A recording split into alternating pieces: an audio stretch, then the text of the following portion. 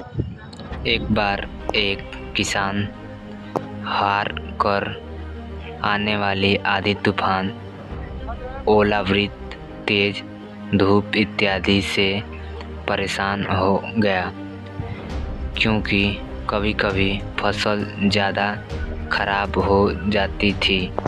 इसलिए वह परेशान होकर ईश्वर से शिकायत करने लगा। किसान बोला, आप ईश्वर हो तो, लेकिन फसल को कब क्या चाहिए इसकी जानकारी नहीं है। जिसकी ज़रूरत भी नहीं होती है वह भी देते रहते हो। इसलिए आपसे मैं विनती करता हूँ कि आप मुझे एक मौका दीजिए, मेरे कहे अनुसार मौसम कीजिए, फिर हम सब किसान अन्न के भंडार भर देंगे। ईश्वर मुस्कुराए और बोले, ठीक है, आज से तुम्हारे अनुसार मौसम रखूँगा। किसान खुश हो गया। किसान अगली फसल में गेहूं की बुआई की। उसने जब चाहा तब धूप मिली, उसने जब चाहा तब पानी मिला।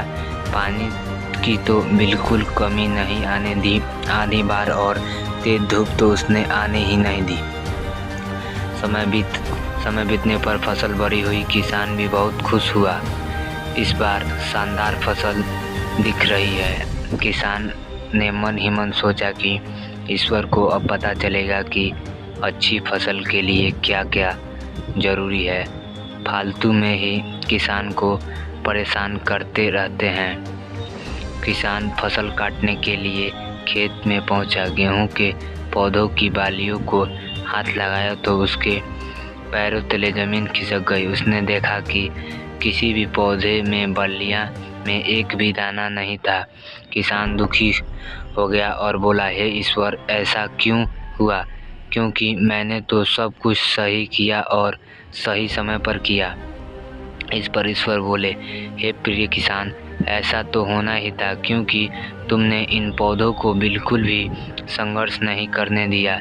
इन्हें ना तो तेज धूप में तपने दिया, ना ही आंधी का सामना करने दिया। इन्हें किसी भी प्रकार की चुनौतियों का सामना नहीं करने दिया। इसलिए बाहर से भले ही अच्छे दिख रहे हैं, लेकिन ये अंदर से बिल्कुल खोखले हैं। इनके अंदर कुछ भी दाने नहीं हैं। पौधे जब विभिन्न चुनौतियों का सामना करते हैं तो उनमें ऊर्जा पैदा होती है।